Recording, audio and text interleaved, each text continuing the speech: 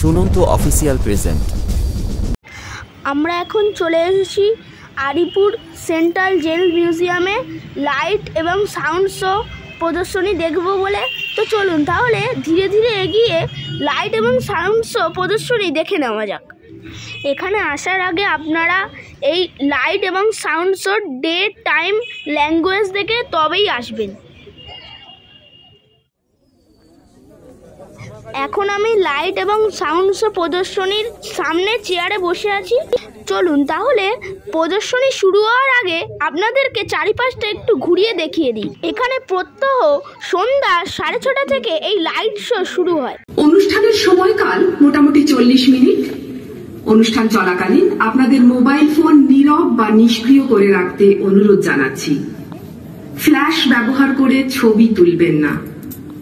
আসুন এই অনুষ্ঠানের শুভারম্ভ হোক। কথক গানের আবেদন আজও কান পাতলে শোনা যায়। বন্দিশালাগুলোর অক্ষপথের কেন্দ্রবিন্দু ওই স্তম্ভ, দ্য সেন্ট্রাল টাওয়ার, যেখান থেকে প্রহরীরা সেন দৃষ্টিতে নজর রাখত বন্দিশালাগুলোর ওপর। আপনাদের ডান দিকের বাড়িটি ছিল হাসপাতাল। ব্রিটিশ শাসকের পাশবিক অত্যাচারের শিকার সব বন্দীদের শুশ্রূষা করা হতো এখানে। চারপাশের প্রাচীন বৃক্ষদল এখানে ঘটে যাওয়া সমস্ত কর্মের নীরব সাক্ষী। মন্দির সোপান তলে কত প্রাণ হলো বলিদান, লেখা আছে অশ্রু ঝরে কত বিপ্লবী বন্ধুর রক্তের আদান। মুক্তি মন্দিরের এই পূজা বেদিতে আমার প্রণতি সেই স্বাধীনতাকামী সংগ্রামের দেবতাকে। আমি ধীর হাওয়ায় বয়ে চলি এই দেশের এক প্রান্ত থেকে আর এক প্রান্তে। শত অত্যাচার আর অবিচারের যে যন্ত্রণায় অবরুদ্ধ এখানকার বাতাস, তার কাছে একটু মমতার স্পর্শ রেখে যেতে পারতাম। সেই নিহিত ইতিহাসের সাক্ষ্য দেওয়ার অঙ্গীকার আমার।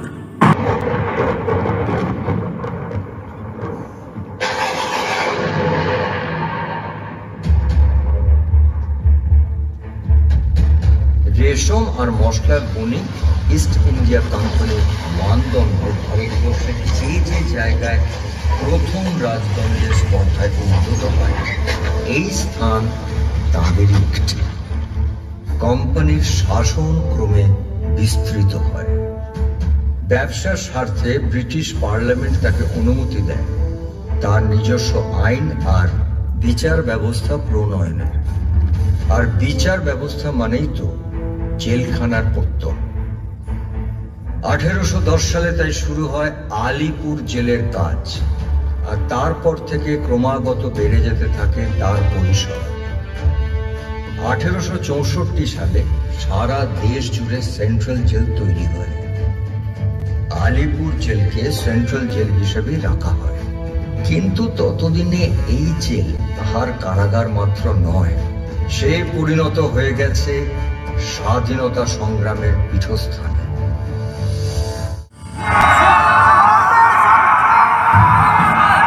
1857 সিপাহী বিদ্রোহের বিপুল দামামা। ব্রিটিশ শাসক শঙ্কিত হয়ে নির্বিচারে গ্রেপ্তার চালাতে লাগলেন।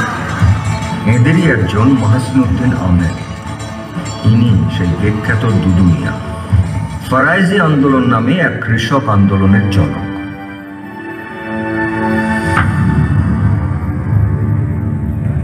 খবরের সময় হয়ে গেছে, বাড়িগুলো লাইন দিয়ে দাও।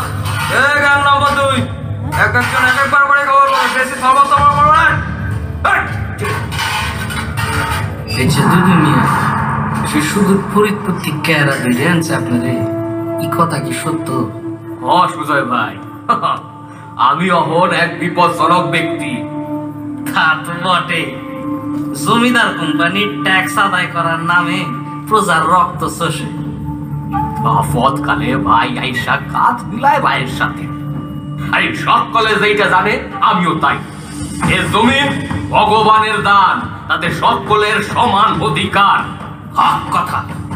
ইংল্যান্ডের সুতাকলে নীল রং চাই, তার লগে আমাদের চাষিদের দিয়া জোর খাটাইয়া নীলের চাষ করায় জমিনদার।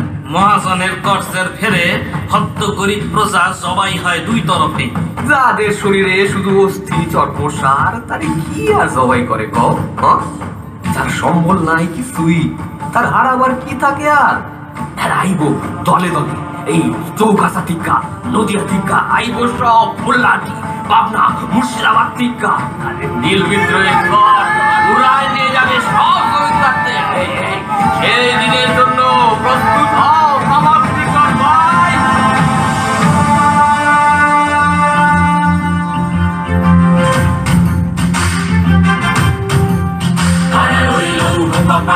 ভেঙে ফেল করবে লোপাট, রক্ত জমাট শিকল পূজার আশার বেদি। ওরে ও তরুণ নিশান, বাজা তোর প্রলয় নিশান, ধ্বংস নিশান করুক প্রাচীন প্রাচীন বেদি। কারে রইল কপাট, ভেঙে ফেল করবে লোপাট, রক্ত জমাট শিকল পূজার আশার বেদি।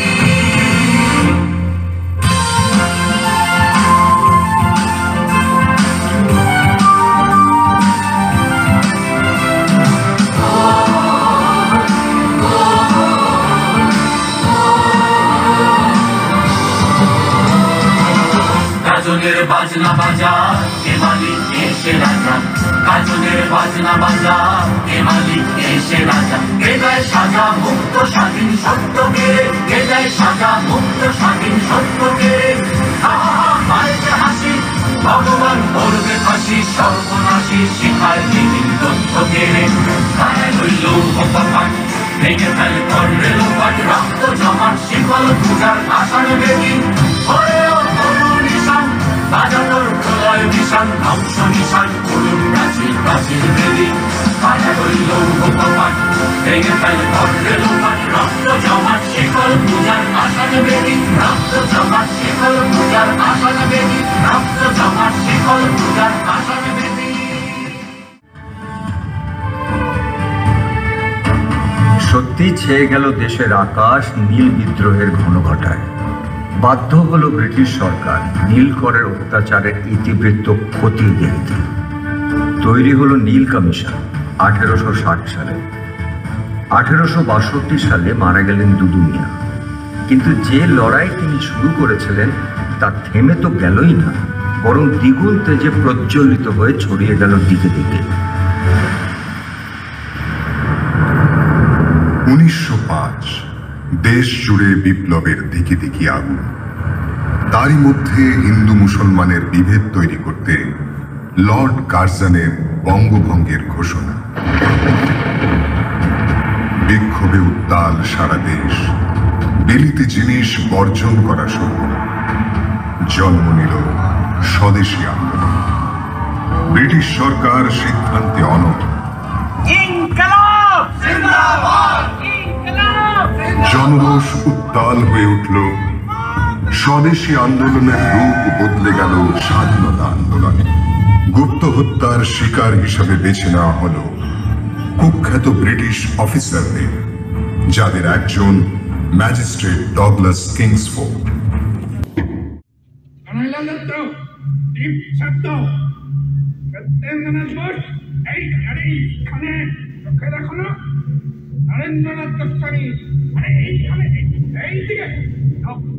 কানাইলাল, আজ জেল হাসপাতালে নরেনের সাথে দেখা হবে, মনে আছে তো?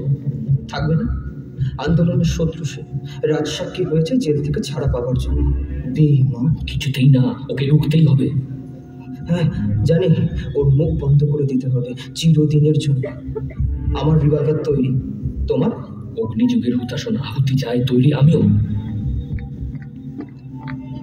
ওই আসছে বিমানটা, সঙ্গে আবার পাহারাদার হিগিন্স সাহেব। ঠিক আছে সাহেব। সাহেব, মনে হয় কানাইলাল কিছু বলতে চায় আমাকে। হ্যাঁ নরেন, যে কথাটা তোমাকে বলতে চাই তা হলো এই, যে সাজা ব্রিটিশ জেলার তোমায় দিতে পারেনি, সেই সাজা আমার কাছ থেকে নেওয়ার সময় তোমার মুখটা কেমন হয় সেটা দেখার বড় ইচ্ছে আমার।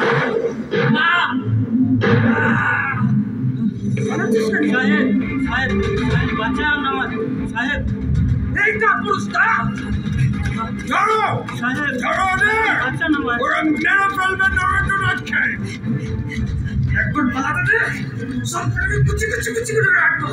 এইবার পেয়েছি ব্যাপারটাকে। পালাচ্ছিস কেন তুই?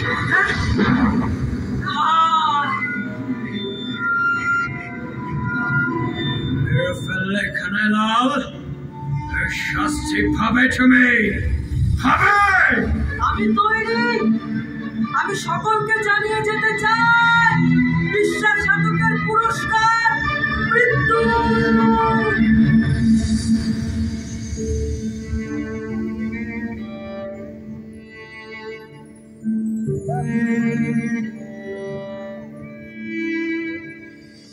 বিচার নিষ্পন্ন হলো দ্রুত, অমোঘ। ফাঁসির আদেশ হয়ে গেল সত্যেন্দ্রনাথ বোস আর কানাইলাল দত্তের।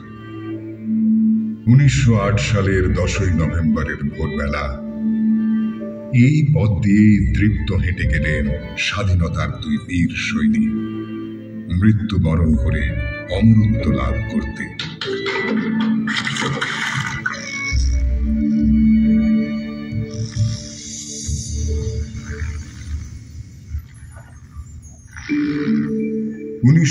সালের 2রা মে ধরা পড়লেন সশস্ত্র বিপ্লবের একজন পুরোধা, বিখ্যাত শ্রী অরবিন্দ ঘোষ। শুরু হলো আলিপুর বোমা মামলা। মামলা চলে 1908-এর মে মাস থেকে 1909-এর মে মাস পর্যন্ত। অরবিন্দকে নির্জন কারাবাসে রাখা হয়েছিল পুরনো আলিপুর জেলে, যাকে এখন প্রেসিডেন্সি জেল নামেই সবাই চেনে।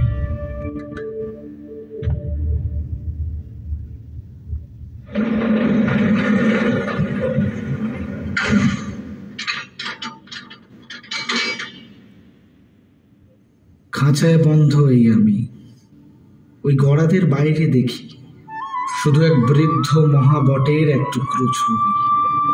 আমার এই অসহ নির্জনতার সঙ্গে শুধু কুঠুরির একসার পিঁপড়ে। আমার মন এক পা করে এগিয়ে যাচ্ছে এক অতল উন্মাদ ভবিতব্যের দিকে। হা ঈশ্বর, রক্ষা করো আমাকে। তুমি শুনেছ ঈশ্বর, শুনেছ তুমি আমার প্রার্থনা। এই তো এক অপরূপ শান্তি নেমে আসছে আমার বিক্ষত শুষ্ক হৃদয় জুড়ে। আমি যেন আমি দেখতে পাচ্ছি শ্যামসুন্দর শ্রীকৃষ্ণকে। আমার চতুর্দিকে এখন তিনি, বাসুদেব শ্রীকৃষ্ণ, তিনিই রক্ষা করবেন, পথ দেখাবেন আমাকে। ব্রিটিশ সরকারের রোষ এই একটি কাজ করতে পেরেছে, আমি খুঁজে পেয়েছি আমার ঈশ্বরকে।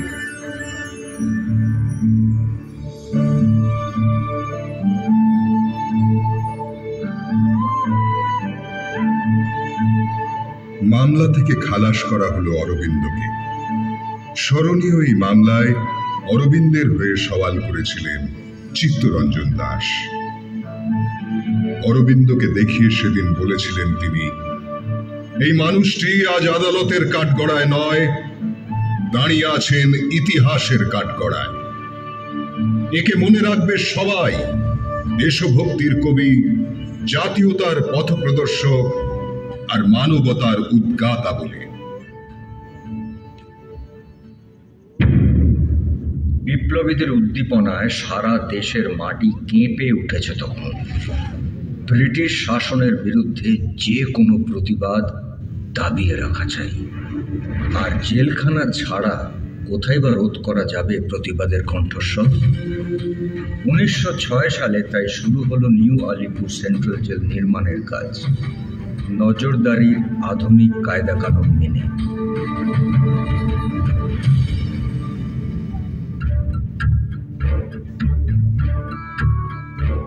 একটার পর একটা ইট গাঁথা হয়, মাথা তুলে দাঁড়াতে থাকে নতুন কারাগার, আর তারই সাথে যেন পাল্লা দিয়ে বাড়তে থাকে স্বাধীনতা আন্দোলনের পরিসর।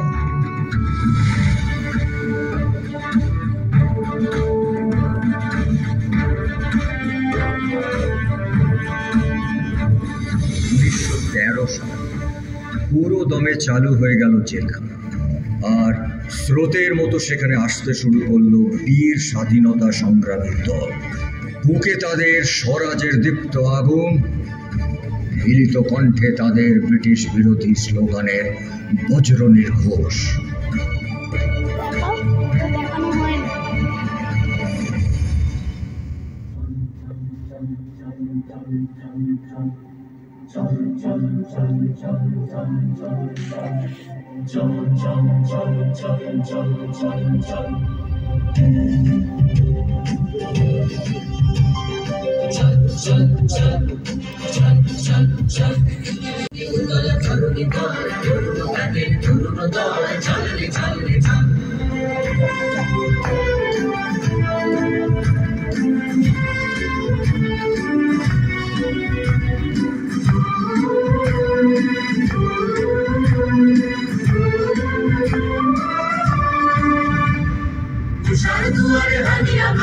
আমরা হানিব রাঙা প্রভাত, আমরা ছুটাবো তিমিরা আধার বৃদ্ধ ঝড়, নবনবীনের গাহিয়া গান সজীব করিব মহাশ্মশান, আমরা গানিব নতুন প্রাণ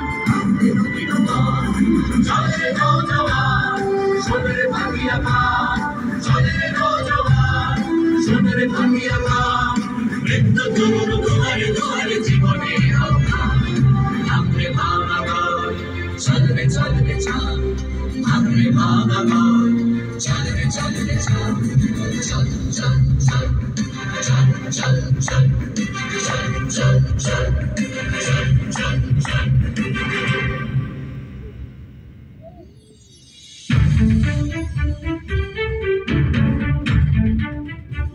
1 আগস্ট 1920 মহাত্মা গান্ধী ডাক দিলেন অসহযোগ আন্দোলনে। উত্তাল হয়ে উঠল সমুদ্র হিমাচল। ধনী দরিদ্র নির্বিশেষে বিলাতি জিনিস বর্জন করতে শুরু করলেন। ঘরে ঘরে চরকা, বোনা হতে লাগলো দেশীয় কাপড় খাদি। স্বরাজ পার্টির প্রতিষ্ঠাতা দেশবন্ধু চিত্তরঞ্জন দাস এক কথায় পরিত্যাগ করলেন বিদেশি পরিধান, শুরু করলেন খাদির পোশাক পরা। তাঁর পদাঙ্ক অনুসরণ করে এগিয়ে এলেন দেশাত্মবোধের জ্বলন্ত আদর্শে উদ্দীপ্ত আর এক তরুণ। তাঁর নাম সুভাষচন্দ্র বসু। সাল 1921। প্রিন্স অফ ওয়েলস আসবেন এদেশে। সাজো সাজো রব।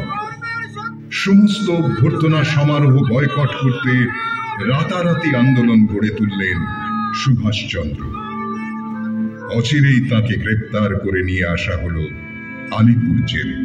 আর কয়েকদিন পর এই জেলেই গ্রেপ্তার হয়ে এলেন চিত্তরঞ্জন দাস।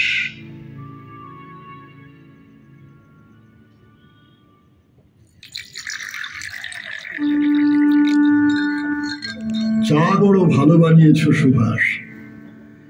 ওরা গ্রেপ্তার করতে আসছে এই আনন্দে আপনিই তো সবাইকে ডেকে চা খাওয়াচ্ছিলেন শুনেছি। সব উপলক্ষই আনন্দের। স্বাধীনতা সংগ্রামের পুরস্কার এই কারাবরণ। কিন্তু আমার মেয়াদ মোটে 6 মাস। মোটে। আরে তাতে তোমার কোনো গৌরবহানি হয়নি ভাই। সুভাষ, দেখো কে এসেছেন। বাসন্তী দেবী, আমার সহধর্মিনী। মা প্রণাম। বেঁচে থাকো সুভাষ, বেঁচে থাকো। এক একবার মন খারাপ হয়ে যায় তুমি জেলে আছো ভেবে। আবার কি একখানা কাণ্ড করে এসেছো ভাবলে গর্বে বুক ভরে যায়। তোমার আবেগের আগুন লাগলো সবার মনে, সেদিন কেউ বেরোলো না পথে। ঠিক, কিন্তু লোকে সাড়া দিয়েছে, বড় কথা এটাই। তারাই কি সাফল্যের কারিগর। অহিংসার পথ তখনই সত্য হয়ে ওঠে যখন হিংসাকে সর্বত পরিহার করা যায়। কিন্তু ব্রিটিশরা আমাদের ভীরু বলে জানবে, আমাদের আর ভয় পাবে না। ইস, এই পাঁচিলের গায়ে যদি একটা ফাটল থাকতো, কষ্টে সৃষ্টে বেরিয়ে যেতাম ওপারে। ছদ্মবেশে প্রচার করে আবার উস্কে দিতাম অসহযোগের আগুন। কে জানি স্বাধীনতার পথ কোন দিকে, কোথায় শেষ হবে এই পথ, কে জানি। আমরা শুধু প্রস্তুত থাকতে পারি এই মাত্র।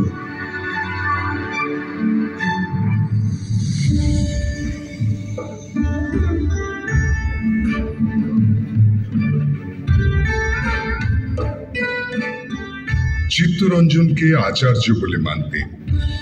তাই আলিপুর জেলে তাঁর উষ্ণ সান্নিধ্যের স্মৃতি পরবর্তীকালে হয়ে উঠেছিল সুভাষচন্দ্রের অন্যতম প্রেরণা। তিনি তৈরি করেছিলেন আজাদ হিন্দ ফৌজ, যা একদিন কঠিন আঘাত হেনেছিল ব্রিটিশ সাম্রাজ্যের ভিত্তিমূলে। তার জয় হিন্দ আহ্বান অনুরণিত হয়েছিল আপামর ভারতবাসীর অন্তরে। 16 জুন 1925 মারা গেলেন সর্বজনবরেণ্য দেশবন্ধু চিত্তরঞ্জন দাস। সারা দেশ শোকস্তব্ধ। তার সম্বন্ধে রবীন্দ্রনাথ ঠাকুর লিখেছিলেন, এনেছিলে সাথে করে মৃত্যুহীন প্রাণ, মরণে তাহাই তুমি করে গেলে দান।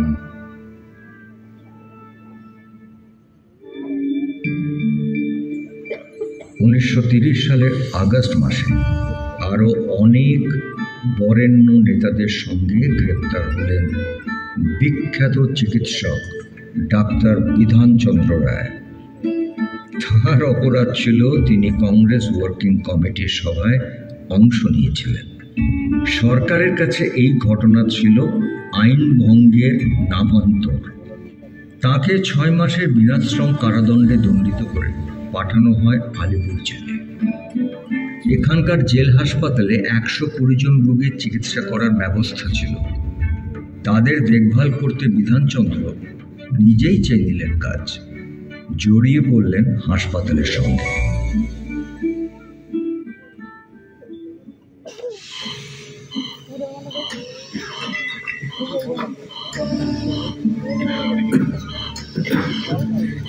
Good morning doctor.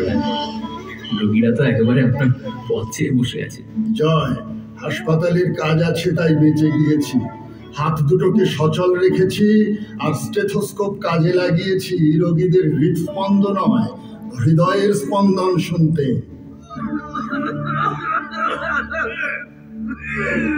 ওই আরেকজন, এরও সেই একই লক্ষণ, জ্বর আর বমি। বিজয়, ঘুম কেমন হলো রাত্রে?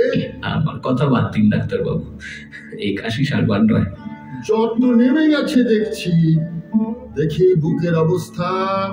ফেরো ফেরো, শ্বাস নাও জোরে। ভালো হয়ে কি লাভ ডাক্তারবাবু? তোমার বয়স কম বিজয়, তোমার জীবনের মূল্য অনেক। স্বাধীনতার যে লড়াই, তাতে চাও না সামিল হতে? আর লড়তে গেলে তো বেঁচে থাকতে হবে, সুস্থ থাকতে হবে ভাই। কয়েদিদের ভালো রাখতে আছে স্বাধীনতা লাভের মধ্যে। এমন স্বপ্ন কখনো দেখেছো যা একদিন সত্যি হয়ে উঠেছে? স্বাধীনতাই হলো সেই আশ্চর্য স্বপ্ন। বাস্তবের জমিতে তাকে দেখতে গেলে তো তোমায় বেঁচে থাকতেই হবে ভাই।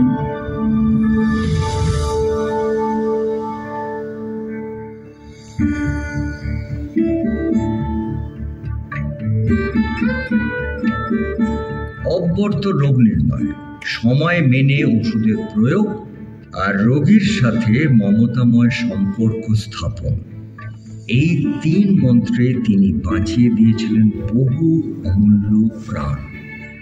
ডাক্তার বিসি রায়কে আপামোর দেশের লোক ভালোবাসত, শ্রদ্ধা করত।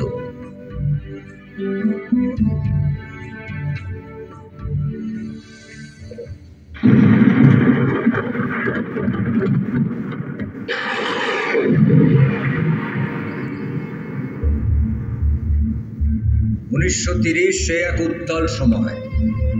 একদিকে গান্ধীজির লবণ সত্যাগ্রহের সাফল্য, অন্যদিকে স্বাধীনতার আরো তীব্রতর আকাঙ্ক্ষা। গ্রেপ্তারি আর কারাদণ্ড হয়ে উঠল নিত্য নৈমিত্তিক ঘটনা। ব্রিটিশ সরকারের শায়েস্তা করার পদ্ধতি দিনে দিনে কঠোর থেকে কঠোরতর হয়ে উঠল। সেই সময় কারা বিভাগের ইন্সপেক্টর জেনারেল ছিলেন কর্নেল নরম্যান স্কিনার সিম্পসন। বন্দীদের জিজ্ঞাসাবাদের নামে অকথ্য নারকীয় অত্যাচার চালানোর অভিনব পদ্ধতি চালু করেছিলেন এই কুখ্যাত সিমসন।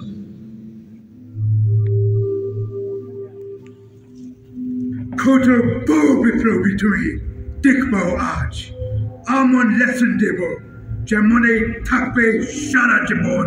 জমিদার হুজুর, তোলো ওকে, দাঁড় খোয়াও, চালাও চাবুক তাড়াতাড়ি।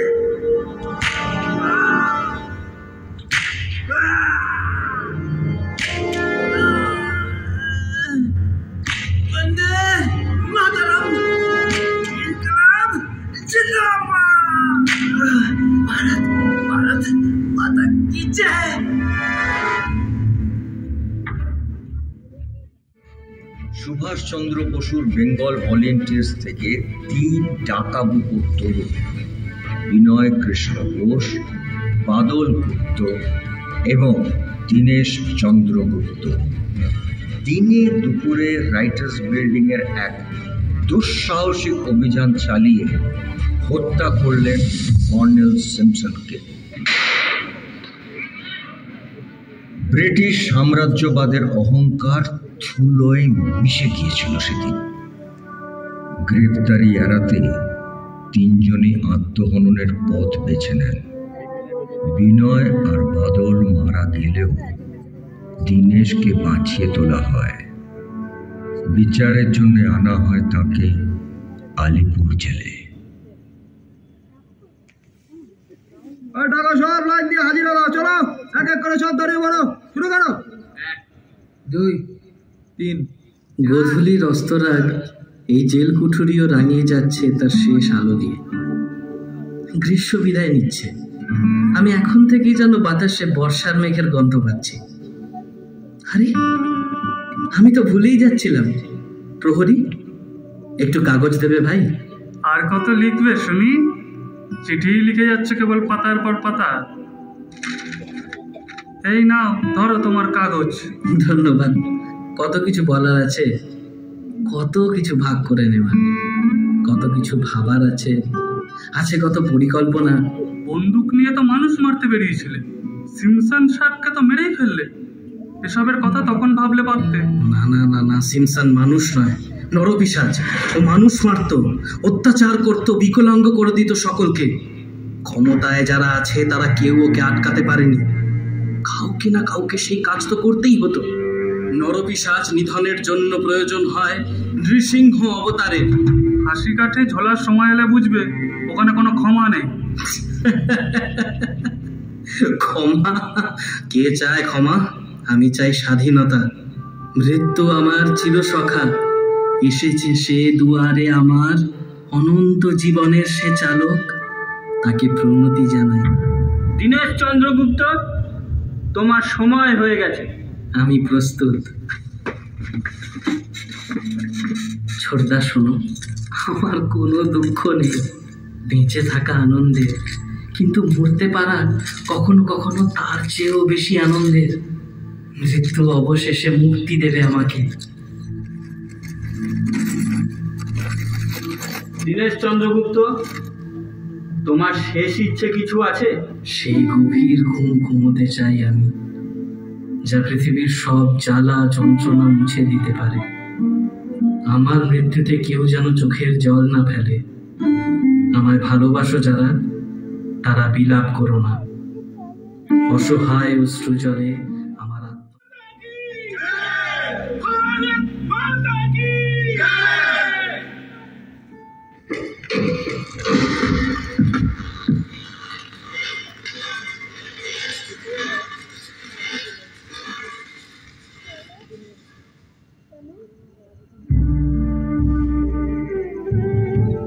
1931 সালের 7ই জুলাই সূর্যোদয়ের একটু পরেই দীনেশ চন্দ্রকে তোলা হলো ফাঁসির মঞ্চে। বর্ষার হালকা জলছবি, তার ভেতর দিয়ে ধীর পায়ে এগিয়ে গেলেন তিনি। যখন তিনি অনন্তের পথে যাত্রা শুরু করলেন, সমস্ত প্রকৃতি স্থির হয়ে রইল যেন এক অন্তিম অভিনন্দনে। তখন তার বয়স মাত্র 19।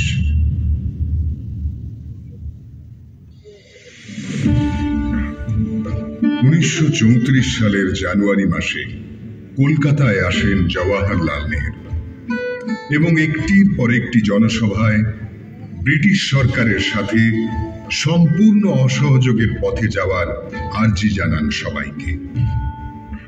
এলাহাবাদে ফেরার পর 13ই ফেব্রুয়ারি তাকে গ্রেপ্তার করা হয় এবং 2 বছরের বিনাশ্রম কারাদণ্ডের মেয়াদে পাঠানো হয় আলিপুর জেলে। 10 ফুট বাই 9 ফুট ছোট্ট একটি কুঠুরি বরাদ্দ হয় তার জন্য।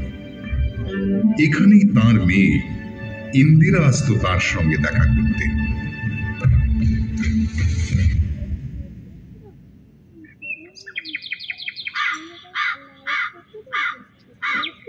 আচ্ছা ইন্দিরা, শান্তিনিকেতনে গুরুদেবের উপস্থিতি তো তোমার কাছে বিপুল প্রেরণাদায়ক, তাই না?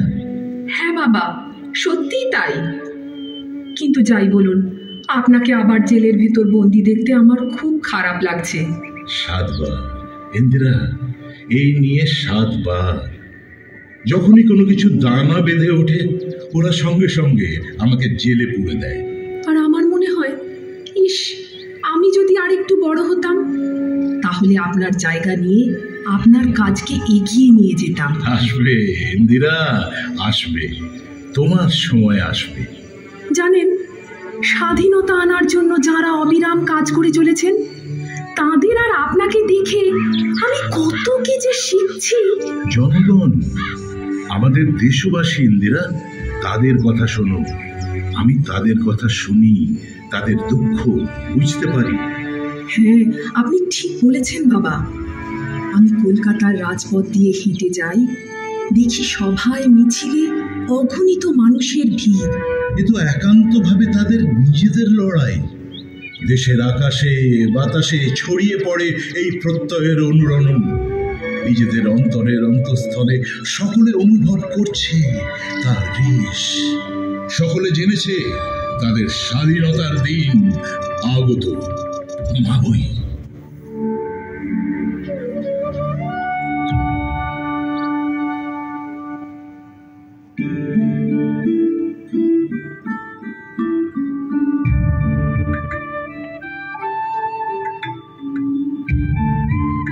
নেহরু টকবক করছিলেন আশায়, উৎসাহে, উদ্দীপনায়। ইন্দিরার আগমনে তাতে যোগ হলো আনন্দের আবেশ। আন্দোলন চলাকালীন 9 বার কারাবরণ করতে হয় নেহরুকে। তার সর্বসমেত কারাবাসের মেয়াদ ছিল 3259 দিন। সাল 1934। স্বাধীনতার স্বপ্নকে তত সুদূর প্রসারী মনে হচ্ছিল না। তার আগমন বার্তা ঝিকমিকি উঠছিল দেশের মানুষের চোখে, গুঞ্জিত হচ্ছিল দেশাত্মবোধের সুরে, ঘোষিত হচ্ছিল সমবেত তৃপ্ত পদযাত্রায়। সে জয়যাত্রার কম্পনের রেশ এসে আলিপুর জেলে মিশে যাচ্ছিল, যেভাবে যুদ্ধক্ষেত্রে মেশে বীর সেনানীর যুদ্ধাভিলাষ। অবশেষে 1947-এর 15ই আগস্ট মধ্যরাতে ঘোষিত হল দেশের স্বাধীনতা।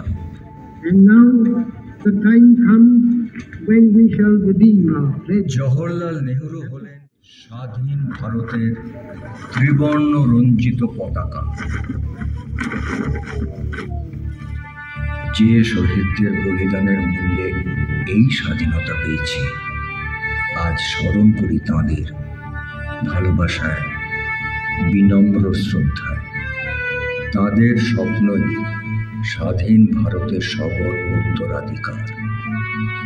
দেশের প্রত্যেক হৃদয় অনির্বাণ জেগে আছে যে শহীদ স্মরণ, তার প্রতীক নিয়ে আকাশে মাথা তুলে দাঁড়িয়ে আছে আজ শহীদ স্তম্ভ। আমি ধীর হাওয়ায় মাটির থেকে তুলে নিয়ে এই স্মৃতি নির্যাস। যে রক্ত এই মাটিতে ঝরেছে কোনো বৃষ্টি তাকে মুছে দিতে পারে না, কোনো সূর্য কিরণ পারে না তাকে শুষে নিতে, কারণ সে দাগ আমাদের সমস্ত স্মৃতি আয়োজনের গভীরে নিহিত, খোদিত এই দেশের বাতাসে, উদ্গত এই মাটির নবাঙ্কুরে, প্রবাহিত স্রোতস্বিনীর কলকল্লোলে।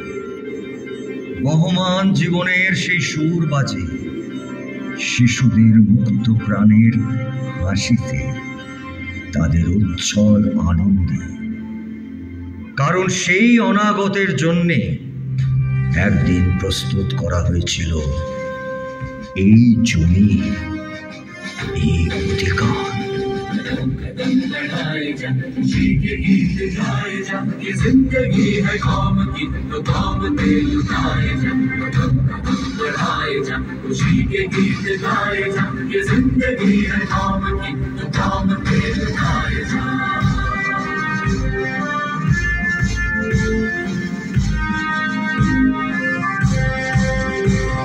शेर हिंद आगे बढ़, मजे से भीड़ दूंगा तक, तू शेर हिंद आगे बढ़, मजे से भीड़ दूंगा तक, उड़ा के दुश्मनों का सर जो शेरवन बढ़ाए जा, उड़ा के दुश्मनों का सर जो शेरवन बढ़ाए जा, बढ़ाए जा, खुशी के गीत गाए जा, ये जिंदगी है कौम की तो कौम पे लुटाए जा।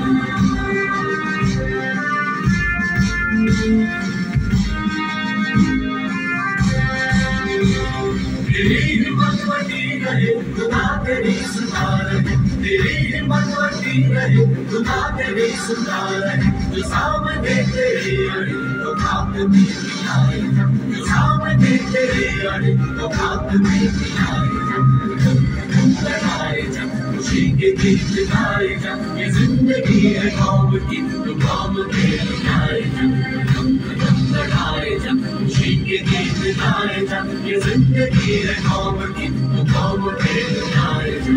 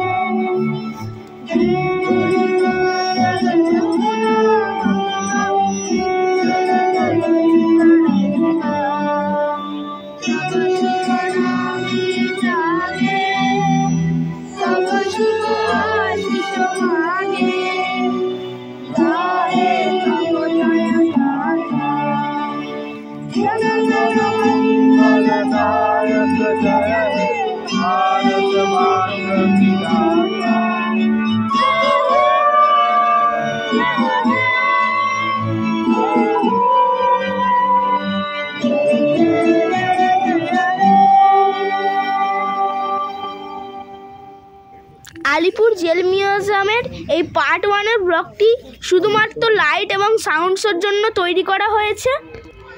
এর পরের পার্ট 2-এর ব্লগটিতে আলিপুর জেল মিউজিয়ামের স্বাধীনতা সংগ্রামীদের কাহিনী তুলে ধরব। তাই আপনারা পার্ট 2-এর ব্লগটি দেখতে চাইলে অবশ্যই আমার চ্যানেলটিকে সাবস্ক্রাইব করতে ভুলবেন না। ধন্যবাদ পুরো ভিডিওটি দেখার জন্য।